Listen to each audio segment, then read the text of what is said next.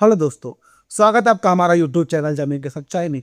दोस्तों, अगर आप भी सोच रहे हैं, बहुत ही अच्छे से बैठकर सोच रहे हैं कि अमीन आएगा और आपकी ज़मीन नापेगा, और वही अमीन आपकी ज़मीन को आ करके वो नापा जोखी के बाद या फिर सेटेलाइट सर्वे के बाद आपसे मोटी रकम मांग रहा है आपकी ज़मीन के पेपर को अपडेट करने के लिए, और आप मोटे रकम उसको देते रहते हैं, तब भी आपकी ज़मीन को वो दे देता है किसी दबंग को, मतलब किसी आपके पड़ोसी के नाम के वो जो है लिख देता है। मान लीजिए अगर आप पैसे देने में थोड़ी सी भी कंजूसी करते हैं उसको, और वही अमीन जो आपकी ज़मीन को पड़ोसी को लिख देता है, या फिर छोटी सी एक और कलम चढ़ा देता है काली स्याही से और कर देता है सरकारी ने ज़मीन उस पर लिख देता है सरकार के अधीन।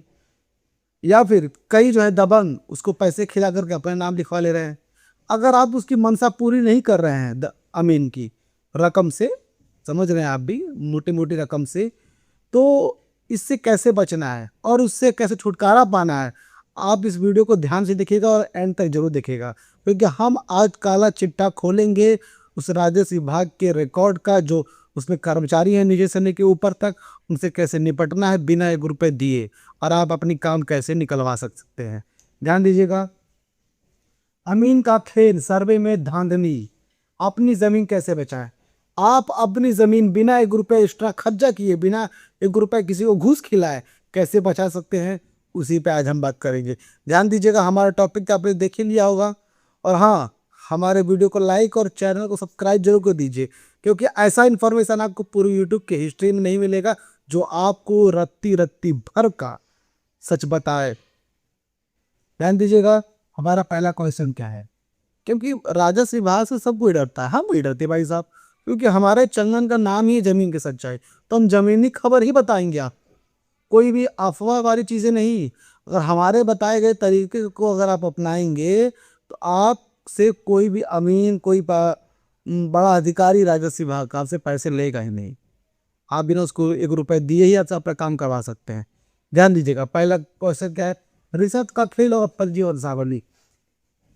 क्या करता है कि वंशावली अब लगाते नहीं है और टाइम बीत जाता है, आपके पूर्वजों की ज़मीन होती है, टाइम बीत जाता है, और वही ज़मीन पे अपनी आपकी ज़मीन जो आप ही की है, लेकिन उस पर वंशावली अपडेट करने के लिए आपसे मांगता है 1 लाख रुपए, 50,000 रुपये, 10,000 रुपये, जो भी उसके मुंह में आ गया वही रिश्वत हो गई।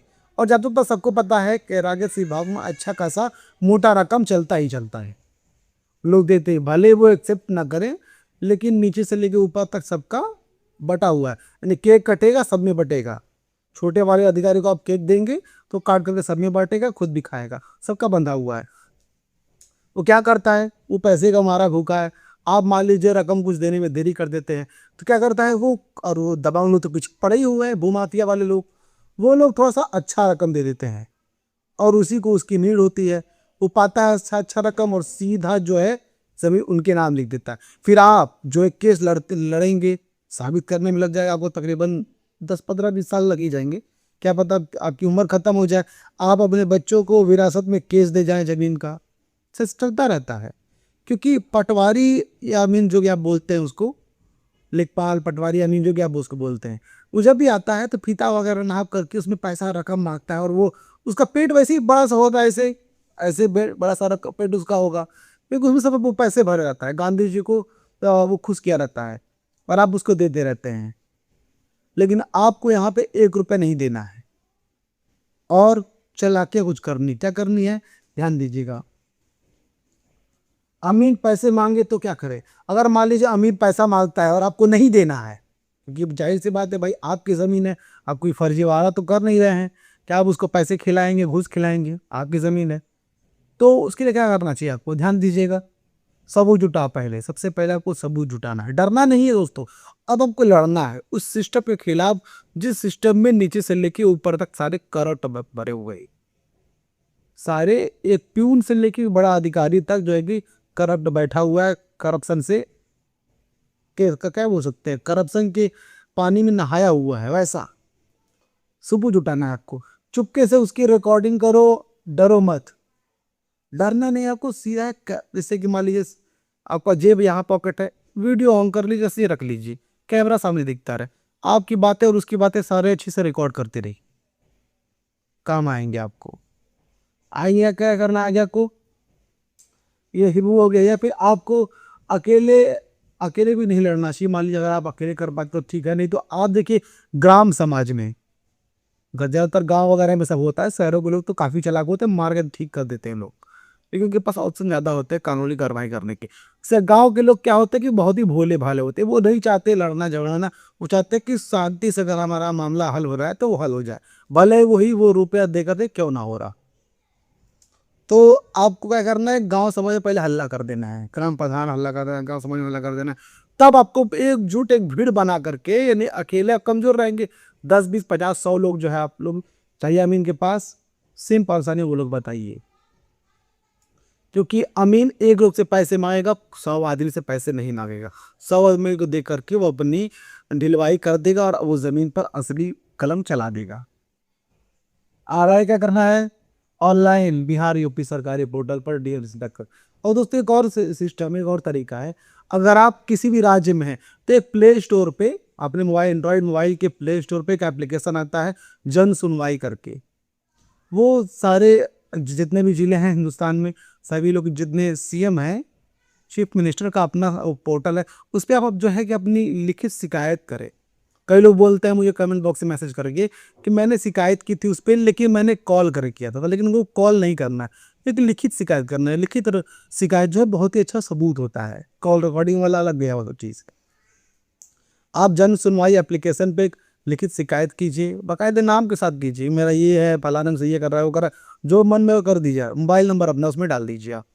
48 से 72 घंटे के अंदर, 2 से 3 दिन के अंदर जो है आपकी सुनवाई हो जाएगी उस पर। वो सीएम का अपना जो पोर्टल है, आप यूपी के हो, महाराष्ट्र के हो, बिहार के हो, एमपी के हो, मतलब कहीं के एनीवेयर कहीं के आप हो यूपी हिंदुस्तान के, तो आप ये काम जरूर कीजिए। ये सबसे बड़ा ब्रह्मास्त्र समझा जाता है। दरअसल मैंने अपनाया है तो मुझे पता है, क्योंकि मैं तो यूपी का हूँ, और यूपी में सबसे ज़्यादा बोलने की जरूरत नहीं है, समझ लीजिए आप।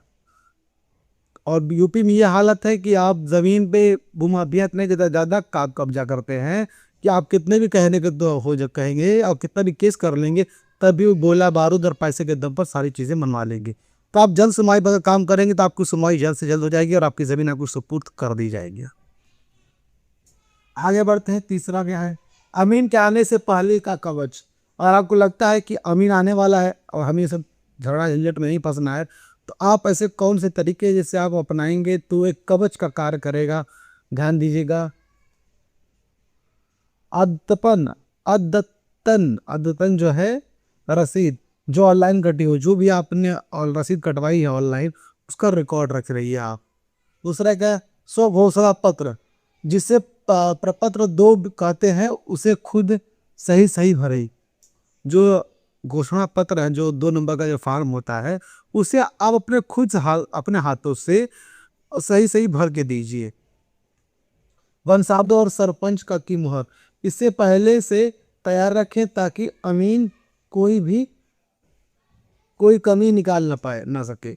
वंशावली के लिए आप सरपंच की मुहर जरूर लगवाइएगा। सब बार बार अगर सरपंच से आप वंशावली बनवाते हैं उसको दिखाने